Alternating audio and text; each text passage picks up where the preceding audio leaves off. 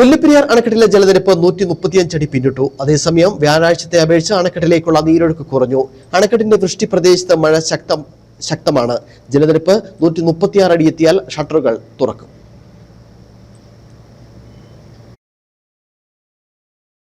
നിലവിൽ മുല്ലപ്പെരിയാർ അണക്കെട്ടിലെ ജലനിരപ്പ് 135.1 അടിയാണ്.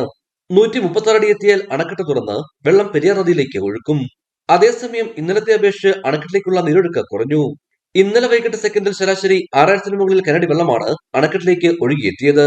എന്നാൽ ഇപ്പോൾ സെക്കൻഡിൽ ശരാശരി 3617 കനടിയായി കുറഞ്ഞു. തമിഴ്നാട് സെക്കൻഡിൽ 1867 കനടി വെള്ളമാണ് കൊണ്ടുപോകുന്നത്. കഴിഞ്ഞ 24 മണിക്കൂറോടെ അണക്കെട്ടിന്റെ വൃഷ്ടിപ്രദേശത്ത് 47.8 മില്ലിമീറ്റർ മഴയും തേക്കടിയിൽ 45.2 മില്ലിമീറ്റർ മഴയും രേഖപ്പെടുത്തി. മുല്ലപ്പെരിയാറിലെ വെള്ളം ശേഖരിക്കുന്ന തമിഴ്നാട് വൈഗ അണക്കെട്ടിലെയും ജലനിരപ്പ് കുറയുകയാണ്. 61 അടിയായി വൈഗ അണക്കെട്ടിലെ ജലനിരപ്പ് കുറഞ്ഞു. ഇടുക്കി വിഷൻ, കുമളി.